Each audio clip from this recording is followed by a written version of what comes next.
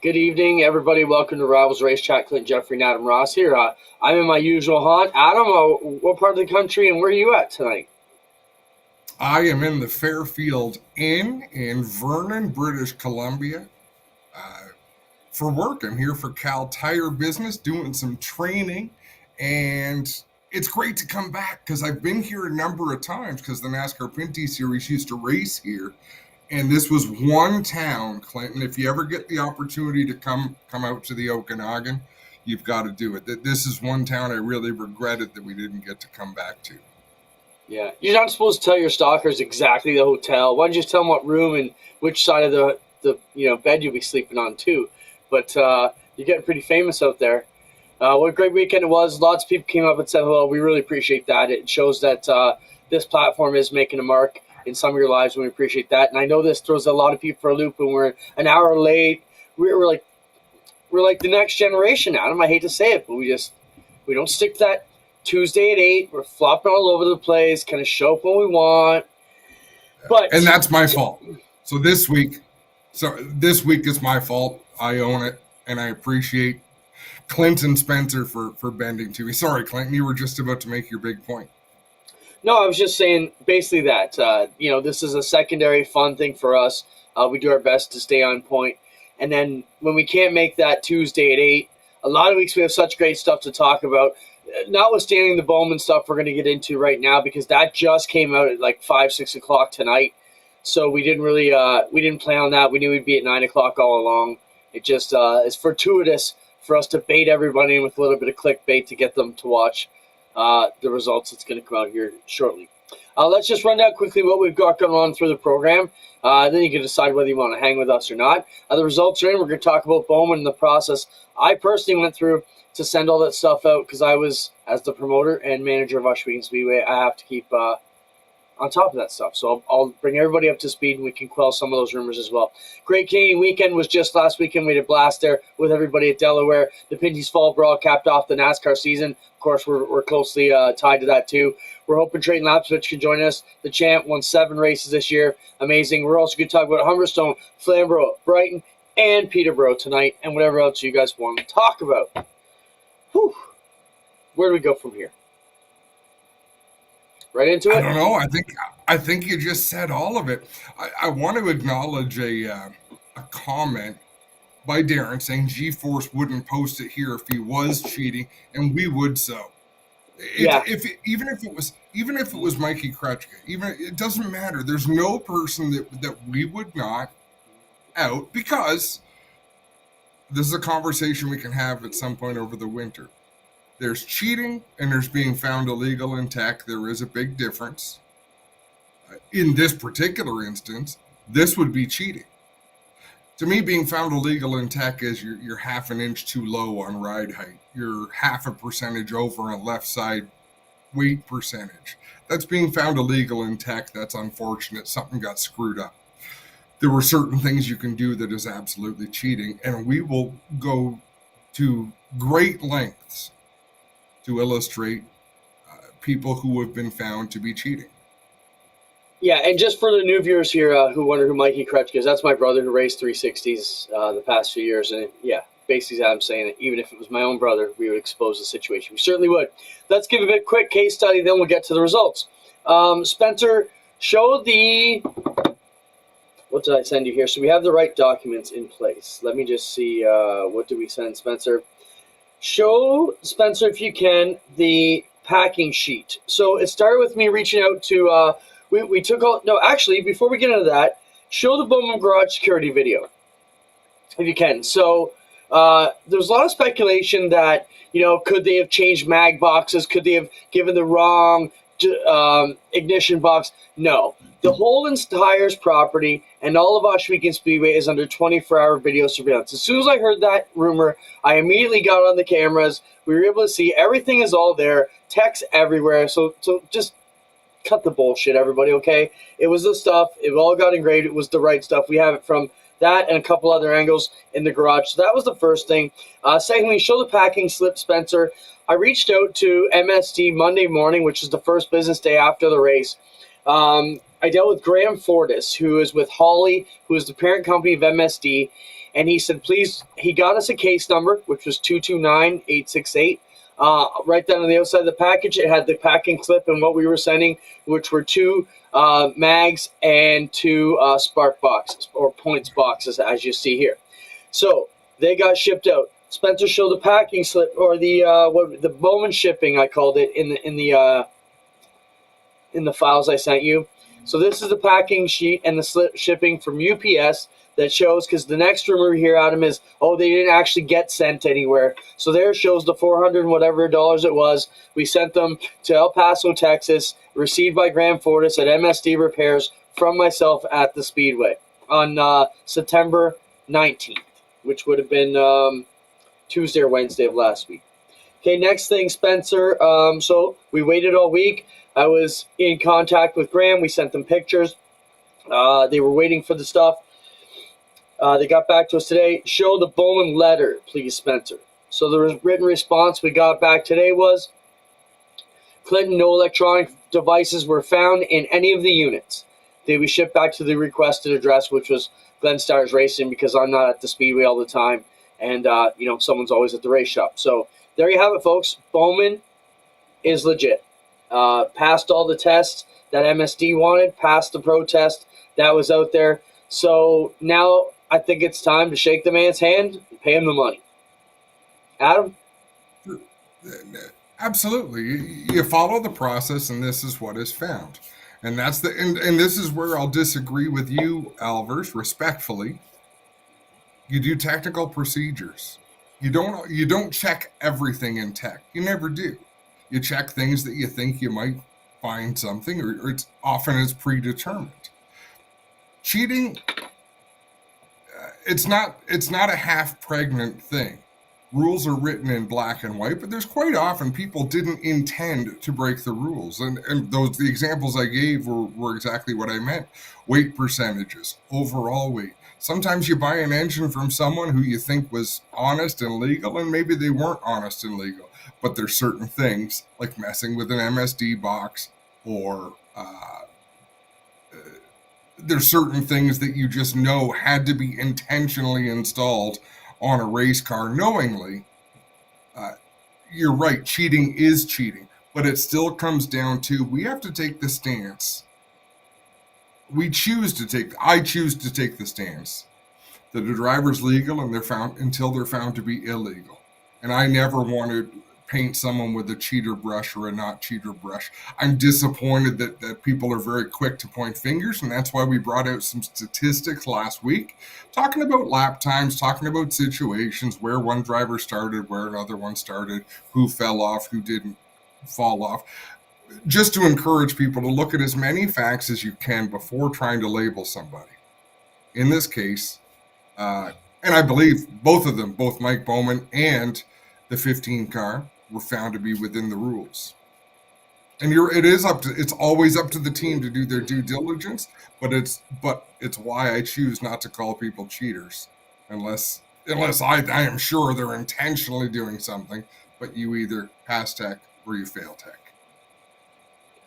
Yeah, I think we owe it to Mike, to take the process seriously. I know they might have been a bit frustrated with me, but even in the correspondence, I was blocking out names and, who was that from? When I'm trying to keep them up to, I'm just trying not to taint the process at all. You guys, I'll lay it all out as soon as we have it. All the screenshots I just gave you is pretty much the correspondence that I had with the teams today. I sent them all this information. Hey, if you want to follow up with UPS, you want to follow up with Graham, please do. Get a second opinion, do whatever you got to do, to satisfy yourself. But I think to the teams out there, we've done everything we could to try and set the record straight. Congrats to Mike. He had a fantastic season. He won more money in Osh Weekend this season than anybody ever has. I think on those nights that we paid lots of money, the track suited his style better than anybody else's, because it was a polished, smooth track. I'm not here to defend Mike at all, but one of the things that was said to me was, he's not the first modified guy to come in and be great on those types of tracks. I mean, Steve Poirier was a big block and small block modified guy who came in and waxed everybody at the Nationals year after year. And Chuck Keebing is another guy. And the list goes on and on. If you go through the New York Patriot, Sprinter, and ESS guys, a lot of those guys in the early years came out of Sportsman or modified and became some of the best. So congratulations to Mike. We had a talk tonight. And yes, of course, we let the teams know. We let them know earlier. The press release will be coming out on the Speedway website here probably in about a half an hour. It's all written and ready to go. So, just wanted to kind of lay things out and let everybody open the process. We're trying to just be as straight as we can. And people can still agree, disagree, have their opinions, but they can't say, I know I work for the Speedway, but I don't represent the Speedway, and I've shown that time and time again over the shit that I say. People can't say that the Speedway didn't do what they could to inspect this stuff and give true findings. And they will keep doing that. And I say we should applaud it because it doesn't happen everywhere, and it should. Another example of drivers being pretty good on a slick track. Stuart Friesen won a World of Outlaws race at Oswego Speedway. Yeah, how many World of Outlaws? How many of those races had he even entered? I mean, it is unheard of to beat those guys at any track. That's a great point.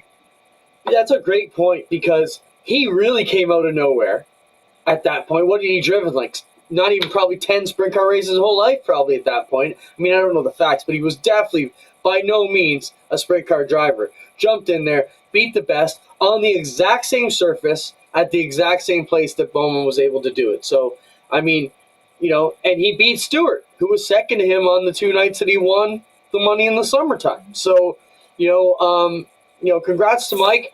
I know he's a little bit dejected because, you want to be proud of your achievements and, he feels he's been tainted with the brush, but hopefully this validates. The last thing I want to do to close this up is say that from the midsummer on, there was a lot of chatter about Mike. And I told the teams that we had an open, like the most vocal teams were able to give me what they wanted to look at. So it's not like we were trying. I said, you give me the test, we'll go after it. That's exactly what we did after the Nationals. They asked for the test. We no problem, but we're taking yours too, just to keep it fair. And, congrats to Mike.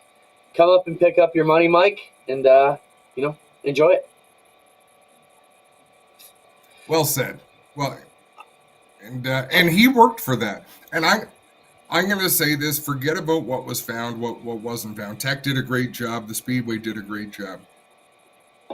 Even if Mike was cheating, and I don't think he was cheating, and I think it's been shown that he wasn't, someone had to drive that car. Even an illegal race car is hard to freaking drive and hard to freaking win. And I hope people took the time to go back and watch footage. What he was able to do behind the wheel of that car, the decisions that he made, the choices that he made corner after corner on how to drive that car. You could give 10 drivers in that field traction control and tell them to go out and do what he did, and they still wouldn't make those decisions. They wouldn't do the right thing on that racing surface to get to the point where he got to. And I firmly believe that. And I haven't really wanted to say it because of the things, the official proceedings that were going on until it was deemed legal. Because the dude, his thought process, his approach to those races, we touched on it last week. There just wasn't a lot of fall off in what he did. He was a little bit slower at the start of the race, but not a lot of fall off. He was faster than everyone at the end of the race. And for his sake, it would really be a shame if this toxic atmosphere was to carry on. And I don't think it will. I think we'll be in a better place as next year starts. And I think even some of the doubters, it's much easier to point a finger and say they're doing something that you can't, and that's why they're able to succeed. But I think as time goes on, people are going to realize, dude can freaking drive a race car. It's pretty damn good. The last bit of question we get is what did the protest cost? I was gonna kind of just keep that between the track and the teams, but I mean we're full transparent, so I guess I should just say it right, Adam. It was $1,000. They protested with $1,000, and that was basically to cover. At that point, the $1,000 would cover shipping. I mean, you saw there was half of that was shipping just to get the stuff down there. We also took the risk that if they cut up the boxes and didn't return any of that, it would lump on the speedway, which wouldn't even come close to covering what it would have cost had they been legal, or if the testing if they had to be, let's put, unusable after testing, we would have had to replace them had they came back proper. We were prepared to do that. I mean, we have to do that from a speedway to keep things straight. So so Sam and the team will lose 1,000 of their $5,000 winnings, and the track will basically keep that, recoup some of our losses for the process. Bowman will collect the 30. And good for them. Good for the team for doing that. They felt in their convictions that they had an opinion like we said that last things week, weren't right. They even followed Mike the said, procedure that was there. Mike said it was like icing the kicker. He goes, if I was in their shoes, I'm not bitter about it all. He goes, I would have taken a Hail Mary shot at it anyways. You never know what could have popped out of that box, like in a situation, right? And maybe you get lucky. So from that side, let's put that to bed. Congratulations to Mike Bowman. Fantastic year, 360 champ, rookie of the year, swept the summer, swept the nationals. Man, it doesn't get any wilder than that. Maybe Mike will let us show what he's buying with some of the cash. He did pick up some cool purchases and didn't just put it all back to a race car. And I thought that story was a bit cool too. So if Mike gives us the blessing, we'll maybe talk about what he did with the cash down the line. Anyways, moving on. Great Canadian weekend at Delaware, Adam. Our other Friday night home. Man, I kept joking with Dave Graham and everybody down there and Luke and saying, man, why can't you just move your nights to Thursdays? And Adam and I can come hang out here Thursdays because we love it. What a great spot it is. It's been amazing. And what a great weekend they built up with the Great Canadian weekend at the end of September. Such a good weekend. Mother Nature cooperated. The crowds were fantastic. I hope they're learning every year. My opinion, Saturday show should be moved up about 3 hours so that they have time for people to enjoy the nightlife. Like get over it, 8:30 instead of 11:30, so that you can get done tech and people can actually enjoy each other's company and have a lot of fun. That's the only thing that I could see from that weekend that I'd like to see changed a little bit. But it was telling watching. It's a different crowd that was there Saturday than was there Sunday. A lot of people left after Saturday night, but a lot of other people showed up for Sunday. It was a fantastic crowd, I thought. Yeah, I agree. I think all 3 nights had great crowds, and the racing was fantastic. It's the perfect atmosphere, and for what we do too with our product, and we brought in the big screen, so having all that there, it really makes for a magical weekend. I thought. Congratulations. What a weekend for the Nagys. Of course, Hudson goes out and wins the race. Carson holds on for the quick championship, which is really cool to see. Then, anything you want to add to that, Adam, before we move on to Saturday? No. Saturday moved on. It was the hot rods, the modifieds, and the APC, and what a great race that was. Kyle Steckley coming out. The kid's just damn good. Goes on to win the championship. Jared Fitzpatrick wins the race. And then Abby got us in some trouble during the autograph session. Everybody talks about magical Abby. And damn it, you know what? Why don't we get Abby on tonight? What was I thinking again? I skipped his interview on Saturday. And let me see if I can ring him up right now. Because he was kind of bummed he didn't get his interview. You tell the story, and I'm going to try and get Abby on the blower here. So the way it went down, and this happened last year, what was it they tried to get Abby to do? And it involved Dave Lloyd.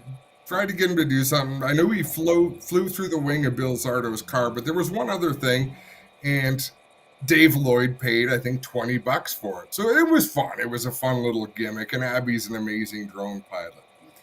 So this year, they said, okay, land, and this is all spontaneous, folks, land on this bucket of Quick. All right, set it up to land on the bucket of Quick. And he sort of struggled with it because it was hard to land the thing, but it wasn't as exciting as it should have been. So Clint grabs that bucket of Quick Wick, drops it in the middle of the tech shed, and walks away. So, okay, land on this bucket of Quick Wick, and Dave from Quick Wick is going to give you $50. And I think it became $70. I think he upped it a little bit. Yeah, I think you do on the first try. So that was the deal. $70 if you could fly the drone into the tech shed, which he has done before, and land it on the bucket of Quick Wick. So, and I believe my words. Did I say it before or after? Okay, here. I think it must have been after. Because I wasn't totally pumped up about it, but it was fun watching Abby do his thing. And we can look out the window and see Abby right beside us, watch him doing his thing. But when that shit went down, our reactions, they were totally natural because we did not see that coming. He landed it. Here it is. Here it is.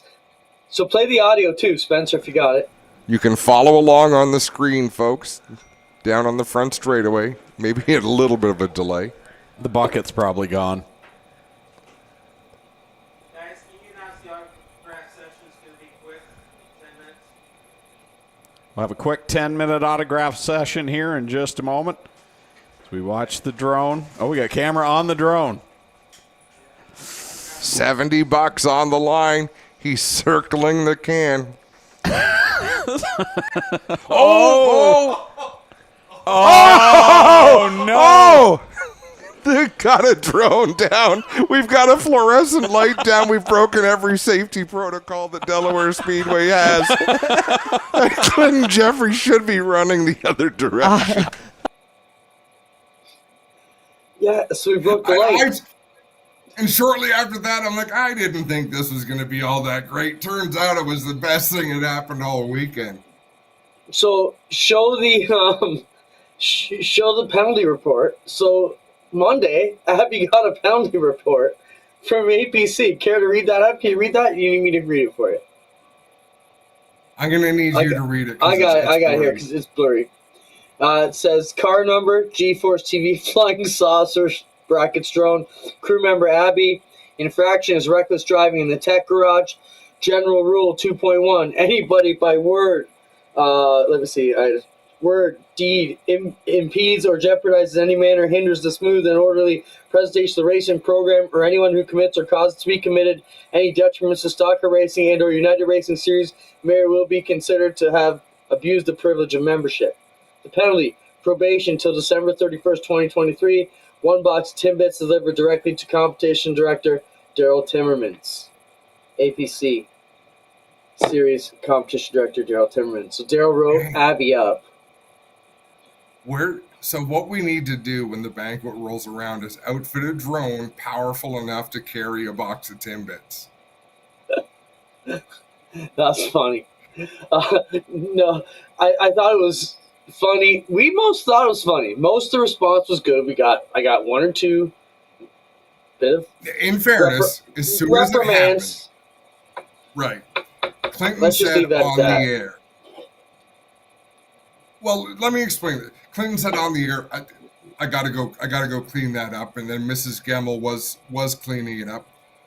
But it's live TV. The show keeps rolling. We've got to move on at the same time, even though the damage was done and electricians had to be called the next morning to come in and do some repairs. So you don't know. I prefer full disclosure, I prefer live TV to anything else. We get the opportunity to do some rebroadcast stuff, and it's a lot of fun, and it's very professional. It's also very stressful. Live, once you get over the fact that you're going to F up quite a bit, and you have to just keep on going, once you get that out of your head, so you're not, when you do a rebroadcast, Clinton, and tell me if I'm wrong, you are so uber focused on mistakes because you know if you make one, you can go back and record it again. So you almost think way too much about what you're doing. Live, you unhinge your brain and you just call stuff. All right, we're hopeful to get Abby here on the line. I see he's messaging me back. If we got him, Spencer, bring him in. He says he's connecting. I just want Abby's side of things. What a blast it was. We did actually break the whole, like, it wasn't just the glass fluorescent tubes broke. The whole fixture was hanging by the wires. It was a bad scene there. I walked around late at night. We did a service to Delaware Speedway. Clearly, that light fixture was unsafe because if that little drone could do that, and there's Daryl Timmermans. That was about. Did I just walk into us doing a service? Yeah, Yes, give it, Abby. yes, Welcome, Abby, to the show. That could have caused some serious damage, and you uncovered it for them. So I say congratulations to you. Bring him in, Spence. There is Abby, the rock star. I wasn't Now, expecting that.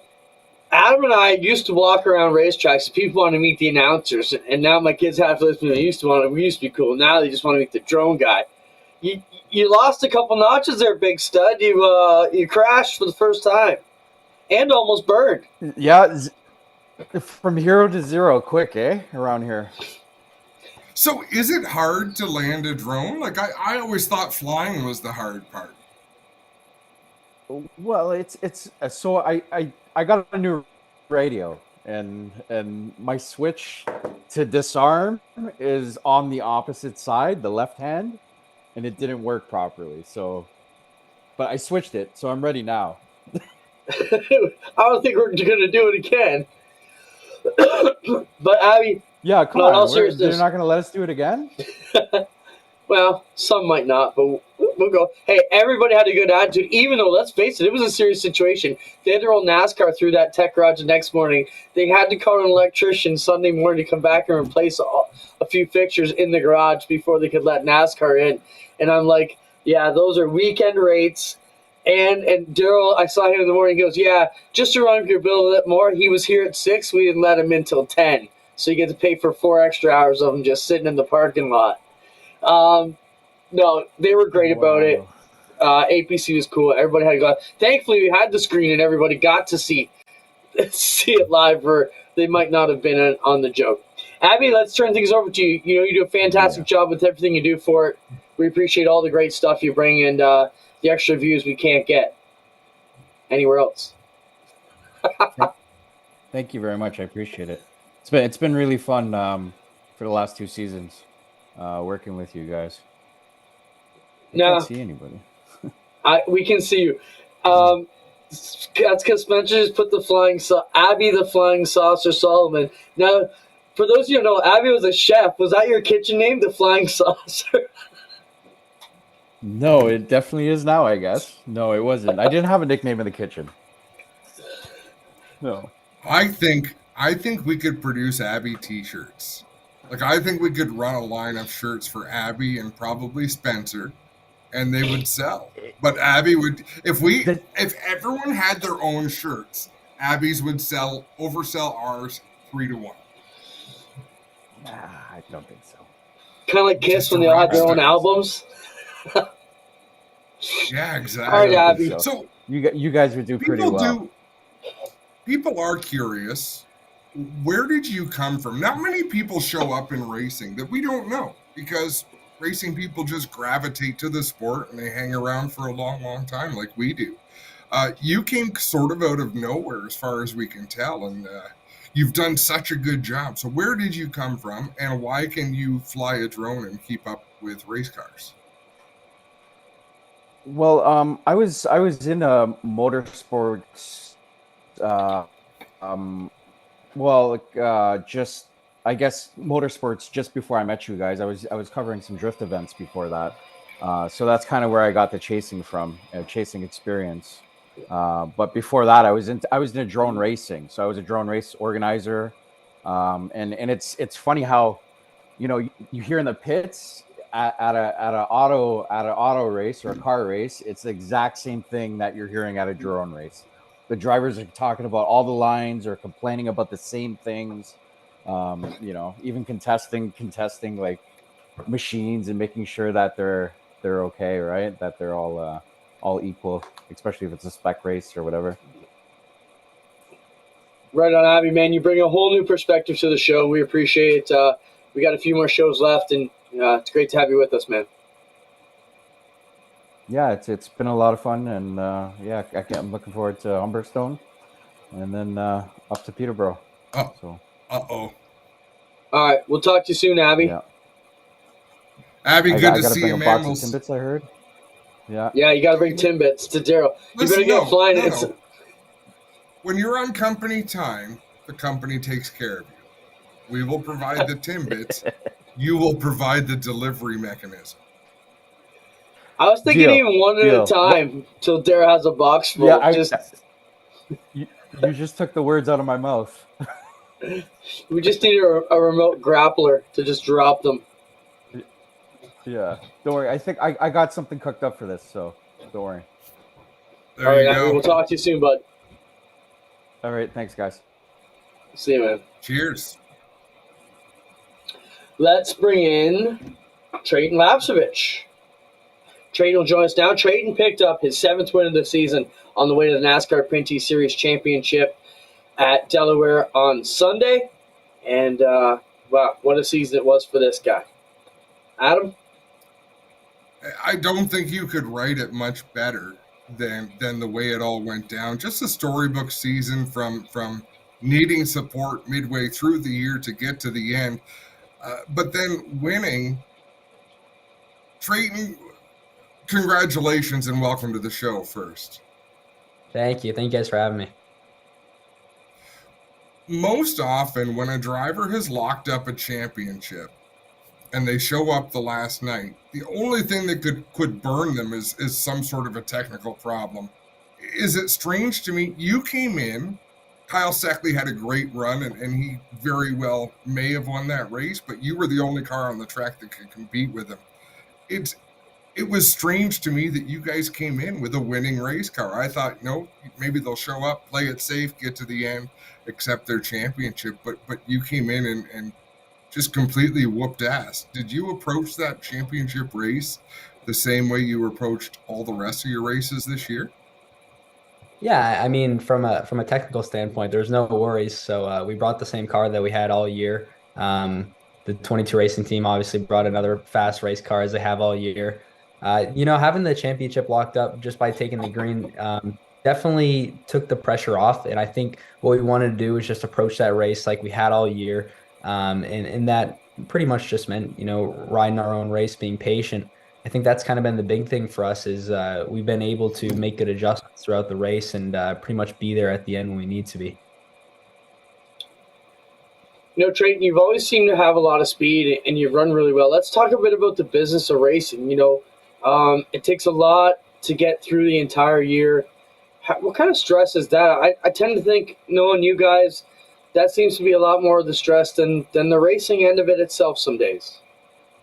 Yeah, I mean, it's definitely tough. It's kind of something we fight with every year. Luckily, it didn't come down right to the end of the year. This time we had, some great supporters step up really early in Leading Edge Earthworks, the Sousa Railing, and then obviously Glen Stars Racing too to join our sponsors that have already been supporting us. So it's definitely tough. It's the stress we deal with kind of from now till April, and it might wind down even throughout the actual race seasons. So it's tough. It's nice to have great people in your corner. I got some good supporters, and that definitely means a lot. So what is on the horizon, Treyton, for next year or beyond? Have you put many plans in there? Have you talked to many people? We've definitely been talking, and that's pretty much where we're at right now. I don't really know what next year holds right now. Obviously, the goal is to be more racing more regularly south of the border, but obviously we come into funding issues again. So it's tough. At the end of the day, if I'm in a race car, I'm going to be happy. So I'll pretty much settle for anything. Right now, though, I'm not really sure what next year holds. Well, I got so many questions on the business end of things. Treyton, obviously you can't tell us who you're talking to or what series or whatever. It's way too preliminary, but can you tell us what kind of money it would take for what you're looking at? Are we talking like $4 million, $2 million, $500,000, $100 million? What kind of money are you going to need to raise to do what you'd like to do in 2024? You know what? Like we're really exploring options all over the table right now. We're trying to see what the best fit may be, and obviously we got to go where the funding is too. Like if we have supporters that are willing to support us at certain levels and in certain areas, certain locations, that's where we'll have to go. But I mean, right now it's anywhere from we're talking hundreds of thousands to millions. So there's quite the range, and it really just depends what we're gonna end up in. We've got a little bit of speculation. I think they're mistaken. Your brother Caden was younger when he won the championship than you are right now, was he not? Yeah, Caden was I think he was 16 when he won it. Yeah, so and then he held the record for the youngest champion in a NASCAR touring division for like 2 weeks before Gilliland beat him. And J.R. Fitzpatrick doesn't count because J.R. Fitzpatrick was the last year of the CASCAR Super Series. How cool was it, Treyton, that you got to have your family, the whole family was around. Caden did some racing. Well, Friday doesn't really count. That was unfortunate. But, man, he looked good on Saturday. Ryden was there helping in the pits. Jayan was there driving a golf cart faster than I've ever seen anyone drive a golf cart through the campground. I mean, all of you have lead feet and do a great job. Yeah, it was really cool to I mean have the whole family there to begin with, but then to see Caden back in a race car was cool as well. That was kind of something that we were all working on for it ended up coming all together late, but we'd wanted to make something like that happen for a couple weeks to get Caden racing on Saturday for sure. And that was a big thanks to Caleb Wood and his father for making that happen. And then Friday, I think for Caden, that was kind of a late call up from the Verhoeven family. So just really cool to see Caden back in a race car. I think that's definitely where he belongs. I know he's having a lot of fun on top of the pit box, but either way, I think it's just cool that it worked out where Caden had a weekend off for the championship race. So it's definitely a busy schedule down south, and racing's a family thing. So to have dad on top of the box, the whole family there supporting me, Caden was able to be there. Ryden will call himself the best Pinty Series tire guy for years to come, and that's pretty much all of it. Treyton, let's talk about the racing itself. Which win maybe stood out the best, or what was the one maybe turning point for the team, or maybe one racing moment that you can look back on and be like, yeah, this is one thing that out of all of it, yeah, championship, yes, but this moment stands out for me. There was so many of them this year. I mean, I think the first one on the back of my mind is CTMP, just because one of my goals coming into this year was I wanted that win at the road course because I had won on the asphalt oval and the dirt track at Oswego last year there. That was one of my big goals, was to win on a road course, and I knew it was going to be tough given the strength of our field, especially on road courses. I mean, these guys are no slouches turning left and right at all. So that's a big one, and CTMP is a special place in our family too. Other than that, I mean, the Saskatoon sweep was amazing. The Newfoundland race was something like we've never done before, where we didn't necessarily have the best car from the beginning at all, but we made a lot of adjustments and kind of worked our way to a good car. So that's always relieving. And then, of course, the Oswego race too. Anytime you get the chance to win or to race for $25,000 at such a beautiful racetrack is always a good opportunity. I'm most interested in the Newfoundland win because your crew chief can take a lot of credit for that victory. It really, we talked about it a fair bit, but I think not enough. But your dad was your crew chief this year, listed officially as the crew chief of the 20 car all year long. And you and him made some really good choices this year. How special was that, and how difficult is that? Last year you had a professional crew chief. This year you had your dad. What are the differences, and how challenging is that? Yeah, I've had an amazing crew chief the last 2 years, but there's definitely something special about having your dad on the pit box. And at the end of the day, he knows my driving style. He knows what I'm looking for when I give him feedback, and that's kind of the most difficult thing between a crew chief and a driver, is just understanding what a driver means when he says the car is tight or it's loose, and if he's exaggerated or not. So I think my dad's been able to call my bluff pretty good throughout all my years of racing, and now he knows what I want too. But yeah, definitely the Newfoundland win. That was all my dad and the 22 racing team. We made adjustments all day. I mean, we started pitting even before the halfway break, made some huge swings at the halfway break, and then it pretty much came to life. Mid-season, you get hooked up with Glenn Stiers. He drags you guys out to the dirt tracks to start messing around with the crate sprint. Spent a lot of time getting dirty, probably a lot more than you ever would have thought of. I saw Caden with the barf emoji, so I don't think everybody's on board with the dirt program, but you've had some good runs. You didn't look out of place at all. What are your thoughts on the crate sprint, how that went for you, and, where you think that could go? I've been having a blast, honestly. Like, just a huge thanks to Glenn Stiers and the whole GSR team. It's been so much fun so far, and even though it's not like we've been running amazing or anything, but it's tough. I mean, it's not like asphalt racing at all. The track's going to change every time you're out there, and that's really what I've been struggling with is adapting to the track. Something I think I was kind of getting a little more comfortable with the Nationals weekend, and also getting comfortable with the adjustments too. That's been a problem as well, where my feedback maybe hasn't been perfect because I'm not used to a car being completely sideways. So if I think the car is loose, it's probably not actually loose. It's probably supposed to be like that. So it's something that we struggled with, and I think it's something that we could be doing a lot more of in the future. What do you think about racing without a voice in your head? You get out there in the sprint car and it's just you and the car and the track. Does that sharpen your senses? You don't have a spotter. You've got Doug Leonard, the race director, in your ear. Talk about how it's different to be out there with nobody to talk to and no opportunity to talk to them.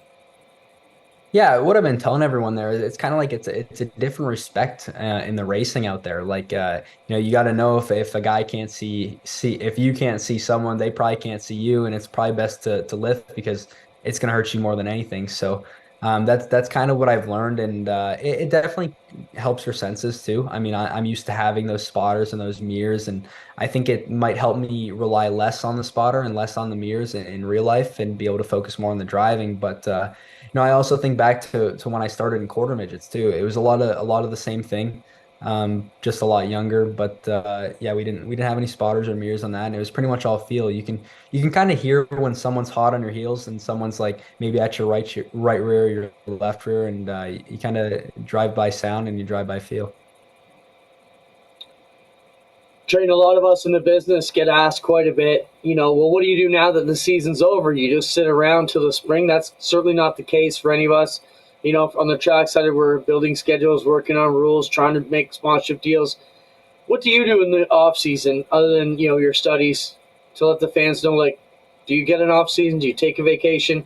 Or are you jumping right into it 365 like a lot of us? Well, I like right now, obviously the studies take up a lot of my time. I just got back from full day classes before this, but like when the winter comes around, we do a lot of snowboarding and skiing. My family has a trailer in Elkville, New York, so it's pretty much where we are most weekends during the winter. And then yeah, I don't know. I think this winter might be a little bit different than previous winters. Might be able to do a little bit more racing south of the border. So if that happens, it might be pretty cool as well.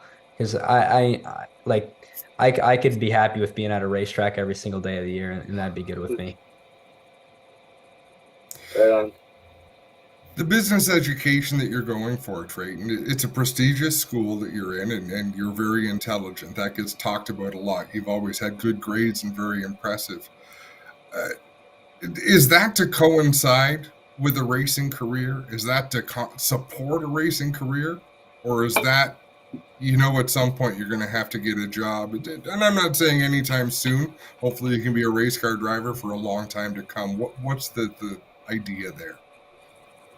Well, I've always had quite an interest in the business side of things. So I think that's part of it. And then, I mean, I guess I'd call it a backup plan too. It's always there. It's something that I enjoy doing. And that's kind of what I've liked about university so far is that you don't waste any time learning about stuff that you're not really interested in. Right from the get-go, it's been all about business, and I think I've been able to apply that to racing as well. We were talking about the funding side of things and the business side of racing, and it's all applicable. What I've learned, we're trying to give sponsors and partners value, and that's something that I've got a whole new perspective on since starting school.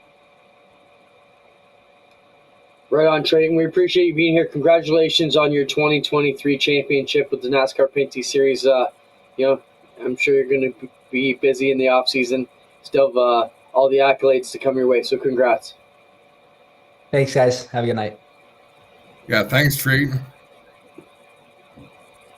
Another great champion. You look at the list of guys we've had to represent that series lately, and I think Treyton's going to be one of those guys who just carries it well along the lines of LP Dumoulin. Says the right things and does what needs to be said as it needs to be said. Boy, Spencer, did you get that thing I just sent you? Sitting Bull Shootout. Throw it up on the screen. You can catch Treyton in the crate sprint. It's a good tie-in here. This has been running starting Monday. Action Sprint Tour races on the Canadian Dirt Tour, voiced by Adam and Greg on TSN, the big network. It started Monday. It's been replayed today at 3 o'clock. It'll also be tomorrow at 1 p.m. and Friday at noon. So if you got your PVR, make sure you set that up. Then the broadcast race for the 360s kicks off Monday, October 2nd, which is next Monday, so all next week. Check out the 360s on TSN. They're super proud to be bringing the Sitting Bull Tire Shootout from Ohsweken. Those are the summer races that were coincided with the NASCAR event, but it's great to get our guys on the big network on TSN. Super proud of that. Some other broadcast notes just came in today. Humberstone has asked us not to be live at the Fall Classic, so it will now be tape delayed. So G-Force will be off this weekend now, so you're going to have to go to Humberstone if you want to catch the championships races for the Action Sprint Tour National Championship, the Southern Ontario Sprints, and the Duel on the Dirt Thunder Mini Stocks are they've got some wild races going on down there. So check that out. Humberstone Fall Classic Friday and Saturday. Frosttoberfest at Flammy. Adam, are we going racing? Do you know that Cam Harris reached out to Chris Lawrence and I followed up with Chris Lawrence? And if they have cars left after Saturday's Pumpkin Smasher, you and I may end up in race cars at Flamborough on Sunday morning. No kidding. I'm down. I've really wanted to run that class. Hopefully there's a seat my fat ass can fit in, and we'll go from there. I'm good to go. I think that was my last real race. Might have been at Flamborough, or I'm not thinking, it might have been Humberstone. So either way, we're excited. If Captain Chris has got the cars, we're ready to run them. So if we show up there, I will have to bring Jack and a camera to capture some action for us if we're headed down there. So, but I'm going to seriously race. I'm not going to broadcast. I'm going to whip Adam's ass. That's what I'm going to do. It's good to have goals. Adam, let's talk about, before we get too far, Frosttoberfest at Flammy, all kinds of cool stuff. I think it's great to see the bone stocks take off. Great what Mike Schmidt does to get the igloos down. I saw some cool trophies from Image Wraps yesterday. So it's that time of year. Weather looks good also. Weather looks good for what? Doesn't it look good this weekend at Frosttoberfest? Oh, I thought you said autumn colors. Like, wow, it's already looking at 14-day forecasts. No, I'm not sure. It's a special time of year. These races are always fun to come out and see, and it's kind of the last hurrah. And it's a good weekend. It's going to be 22 and 24 degrees on the weekend at Flamborough, so make sure you get out and check that out. Brighton has their Eve of Destruction on Saturday. We talked to Mark about going there when Humberstone said they didn't want to go live, but he said they're cool too, so we'll get the weekend off. But if you're down in the Brighton area, Mark told me they put in a bunch more bleachers. They got 500 more seats, so you might just be able to catch a ticket to the Brighton's sold-out Eve of Destruction, school bus races, trailer races, and everything else they've got going on there. And that is a scary, fun day to watch. Like watching that gauntlet race that Mark Rinaldi goes out and people have to smash him and try to disable his car. It blows my mind watching that. Maybe we could get someone from down there to get us cars and we could do the dual airbags tour. Do Saturday at Eve of Destruction, and if we still can move our necks and arms on Sunday, we could go to Flamborough. You know, I don't think there's much of a demand to see that. We'd enjoy it. you might be surprised who might come out of the woodwork. One time I was going to Humberstone, and this is a cool story. I just got on Facebook and said, "Who's got a car for the announcer? I'm headed up Humberstone. Want to take a few?" I got there. They were handing me the keys to everything. I think I got to drive a mini stock, a street stock, a mod light, a late model, and then Freddie Carlton pulls in. And I said, "What are you doing here to practice?" He said, "I brought my car so you could drive it." He towed all the way there just so I could hot lap his modify. That's a good buddy. Yeah, races are awesome. And I know we mentioned it earlier, but let's mention it some more. It was so rewarding to meet people at the racetrack who just came up to chat. Hey, what's going on? Hey, we enjoy watching. I don't think I got many complaints, but I did offer when the people came up, "Hey, you said to stop by." And I said, "Yep," with comments or complaints. So whatever you want, we're happy to talk about it. But just being able to talk to people and understand where they come from and say, we'd love being out here to watch the races. But when we can't go, it's nice that we have G-Force to watch it on. Because there's no expectation. If you're Luke Ramsey or Alex Nagy, you have zero expectation that any number of fans will go to all of your races. You probably don't even think about it. You hope that every track will get a crowd, but they would never expect that a ton of, like 1,000 people would follow the whole tour, race to race to race to race and never miss one. So it's a good partnership, and it's always good to be reassured by fans who come out and say, "Hey, we're here because we want to support the racing, but we love being able to watch the streams as well." I'm sending Spencer one more picture, which I hate to do to him. That's totally an Adam Ross move. Let me know when you got that chart ready to go, Spencer. Frank, I'll race a legend car if I fit in it, but got to be careful what racetrack we take those to. Hold the phone. Frank, you got a legend car this weekend? I'm there. Buddy. What track? When? I'm off all weekend. Are they racing at Flamborough this weekend? I don't know. Oh my goodness. Throw it up, Spencer. This is the get back to me, Frank. This is the payout list for the Action Sprint Tour National Point Standings presented by Pinty's. Matt Billings sits. This is the payout chart that the drivers are seeing right now. So top 15 get paid $1,000 from 15th in the national points. That's a good payout. I don't care who you are. Super proud of that. So the drivers on the outside are still in the white. Everybody in the green is in the money. So we send that out to kind of tease them, let them know, hey, you could be close if you show up for $1,000. Matt Billings leads Lee Ladisseur, Mike Bowman, Andrew Hennessy, and Adam Turner for the top 5 positions here. We got 2 more races this Friday and Saturday at Humberstone, so make sure you check it out to find out who's going to be the Action Sprint Tour National Champion, presented by Pinty's. With that, Adam, I think I have to say thank you to Pinty's and goodbye to Pinty's. Pinty's is leaving us here in the sprint car world.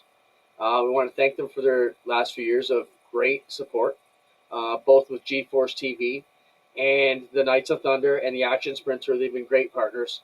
A huge shout out to Tony Spiteri and Jen Booth at the time, who signed those deals for us. Pinty's is restructuring. You're going to see some other action move going in some of the other sports properties, but we want to thank them for all they've done for us here on the channel and for everything they've done with the sprint tours to help carry us through the pandemic, Adam. And those were very important years in the sprint car world. They paid point funds that we were able to steer some of our offerings that was offered to us into the sprint cars and keep those things alive. And they got behind our desires to do that, and we thank them so much. So if you're a sprint car fan or team or driver, I should be very thankful for what Pinty's done. And I think everybody needs to go out this weekend and buy some Pinty's for a big kiss-off and thank them for what they've done as we pay out another $25,000 in point fund and a whole bunch more broadcast money this year. So we appreciate what they've done to keep the sport live, fresh, and strong throughout some of the toughest years in our history of our life. And having said that, if you can think of anyone who would benefit, we've got some inventory Yes. that just opened up to sell, and I'm excited, Clint. I'm excited to be able to go out and sell that and fill up. We just have such a great audience and such a great product right now that I'm pretty pumped up to see what we can go out and who we can partner with and what we can put together. Yeah, like everything, deals come and go. We know that. We've had great partners over the years. So we thank them. We wish them all the best. And hopefully we can wrangle them back in sometime. But they knew what they had with us, and it worked out well. So we appreciate all they've done to keep the sport and what they've done with NASCAR and all their sports drivers. Heck, I'm watching, Blue Jays now above me here. And, there's Pinty's commercials rolling across the screen. So we appreciate them for supporting all sports. And you're right on, Mike. Keep eating their food, or Richard, sorry. Keep eating their Pinty's food. I still use Lucas Oil products whenever I can, if given the choice. I mean, there's been a lot of people that have come and gone and given huge support, and even when they move on, you still got to appreciate what they've done and the legacy that they've left behind, and the opportunity it's going to lead to, because there's always another door opening. Are they still going to be at the Big O for track food? Yeah, unless we sign a deal with their competitor tomorrow. But we love the food. They've been great. They've been great. They're just restructured some of their business entities, and we appreciate what they've done. Autumn Colors Classic, Adam, we're going there to cover that. It's going to be awesome. Super excited to be a part of that weekend. I've never been. I don't know. We're Super Dirt Week guys who always went to the dirt side that weekend. I've heard great things and can't wait to check it out. It's been more than 20 years since we've been there. And let's put this out there. I was a hermit this weekend at Delaware. We got to the end of the race days and something about sitting in that tower, because Greg Callahan said the same thing. He struggled on his drives home. We were so tired by the end of the night. At Autumn Colors Classic, we will be touring the campground, and hopefully you don't throw flaming logs or beer cans at us, but let us know. We have no idea who camps where. When we would go to Super Dirt, we kind of knew who was going to be where because it was tradition. We always knew where we were going to pop around, and we're friendly people. We can talk to anybody and make friends with anybody, but if you're going to be in a specific spot at Autumn Colors and you'd like for us to stop by, or you wouldn't be opposed to us stopping by, let us know. We're going to cruise the campground a little bit and hopefully make some friends. Yeah, you left me to my own devices, and Christine and I end up at a fire at 4 a.m. with Pete Shepard and Ted McAllister drinking moonshine on Saturday night. So that was not good. I hear they got a pavilion and a band, so we're going to be dancing the ass off. Let's go up, have some good time. It's Autumn Colors Classic 2 weeks. They got a whole selection of racing to go to this weekend. Make sure you get out if you're here in Southern Ontario. It's wrapping up fast. Make sure you get out and check it all out. Your last kick of the can. It's going to be a gorgeous weekend. And if you can't go there, go to the beach. It's going to be 24. Pretty awesome. Thanks, everybody, for watching us again. Thanks, Spencer, for everything you do. Once again, congratulations to Mike Bowman. Thanks for everybody's patience on that situation. And, congrats to all the champs we've found already. It's been pretty darn cool. Carson Nagy, Kyle Steckley, Treyton Lapsevich, 3 great champions. And what do they have in common, Clinton? Well, I was reading comments. Who would you say? Carson Nagy, Kyle Steckley, Treyton Lapsevich.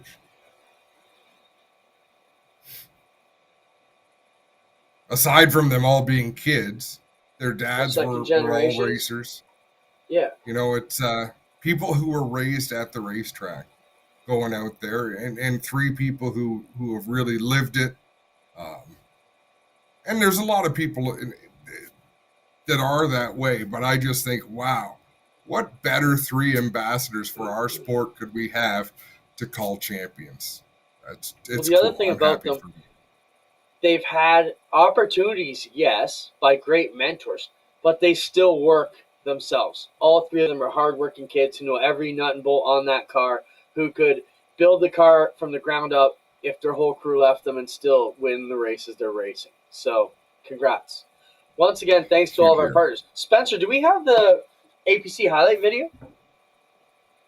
All right, we're going to end on the APC highlight video. Once again, thanks to all our partners with APC, Quick Wick, and those series. It was another amazing year out on the road. I mean, all the speedways that welcome us in on the pavement side, it's just been awesome. We really appreciate you letting us come out and be a part of your deal. Hopefully you're seeing a bit of a push back with the GeForce platform coming to your deal. We really appreciate it. Let's take a look back here at some highlights from the 2023 APC series. Thanks, Adam. Thanks, Spencer. Have a good week out west. Adam, we'll see you on the weekend when you get home.